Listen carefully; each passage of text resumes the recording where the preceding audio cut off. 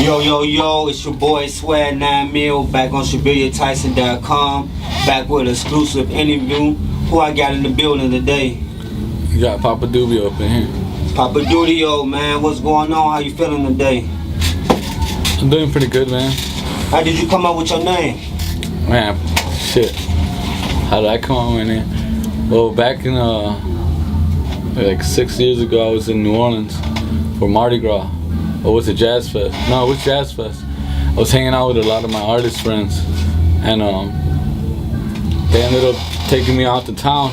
But before we went out to town, one of my friends slipped a whole bunch of acid in a bottle of water.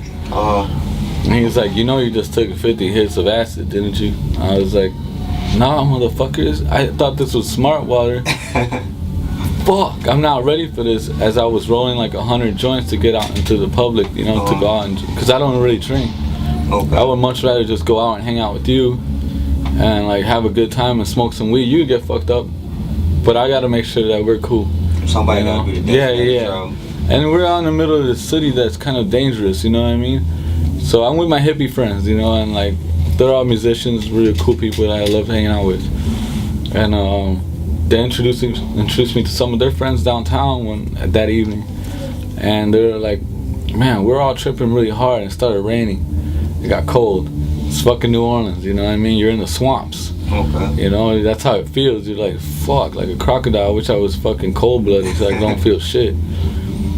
They invited me into this van, and it's like, considering it's my friends also and then your friends, they're about like 28 deep.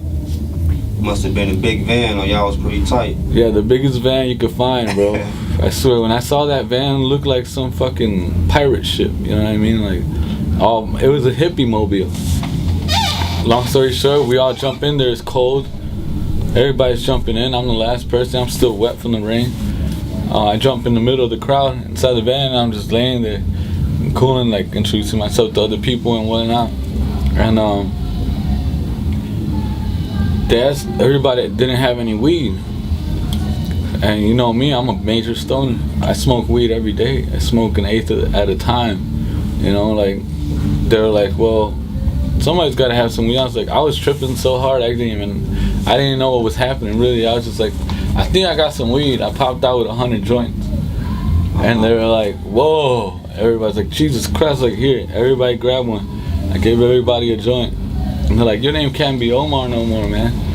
It's like, it's too simple. You're too awesome." And I was like, I just met you. You don't really know me, you know? That's a good friend, a friend with weed. Right, it's a friend indeed. That's a damn sure. So then they're like, "Your name is Papa Doobio because you popped out with a Doobio." You know, and I gave everybody a Doobio. I was like, damn. Yeah, I think I'm gonna have to stick with that name. It sounds pretty good, you know what I mean? That's class. And in a magical city like New Orleans, you really can't beat that. That's a fucking name given to you by real fucking hippies out of this fucking entire world that come to that city just to listen to good music. You know, like, I was granted a gift, you know, for sure. Yes. And then now I got it tatted to my back, you know, like my back's almost fully tatted now. I got all types of stuff that mean things in my life. You tatted up, huh?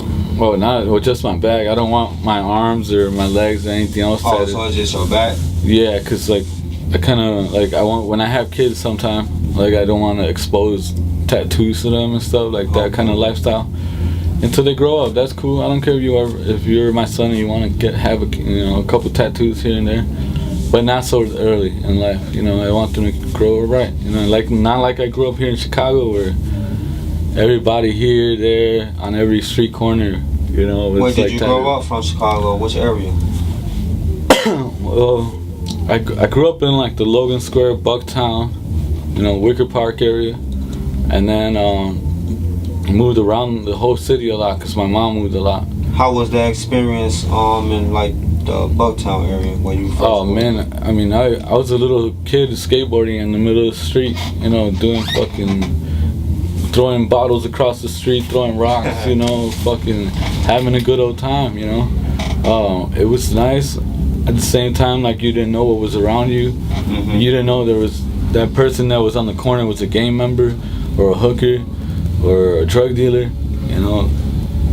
the good old days when you didn't know shit was cracking, you know, and it really was though. Right. I was surprised that my mom ever even let me out this house because like you walk into that, you know, they're standing on your stair steps and stuff. And so did that influence how you treated life growing up also? Like, did you take things more serious once you finally realized things that you didn't know when you was younger? I mean, I sure did.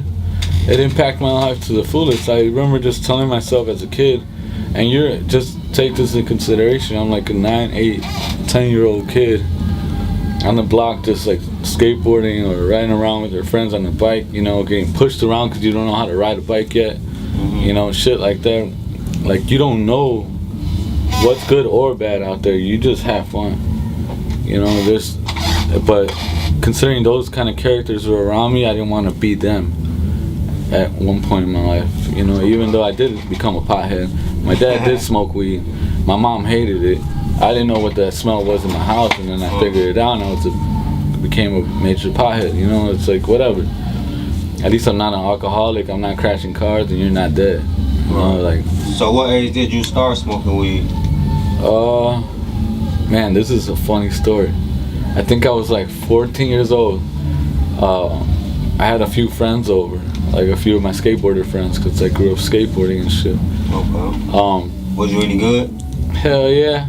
I was riding with a lot of the teams here in Chicago, like Upright Skate Shop. You know, like a lot of locals here in Chicago know me completely all over this whole neighborhood and whole city. I really could go anywhere. I'll probably run into one of the skateboarders I grew up with, you know.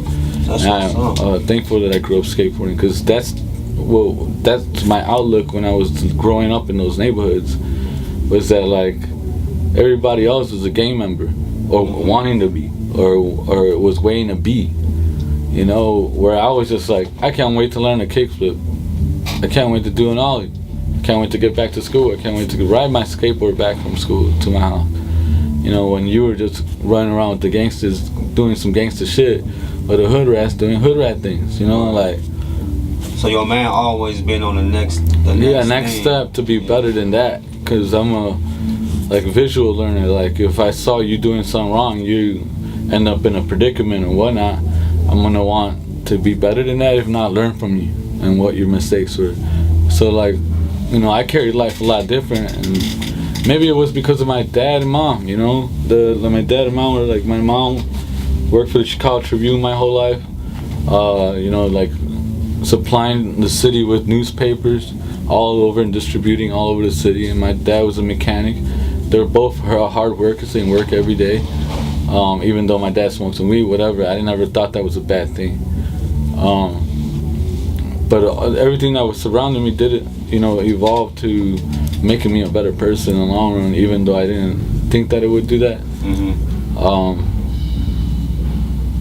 It was hard though, because you know the pressures in that kind of neighborhood. You're pressured to be something or do something. Right. You know, it made you a lot stronger too. Yeah. You are artist, director, producer, photographer. Break down what it is you all do.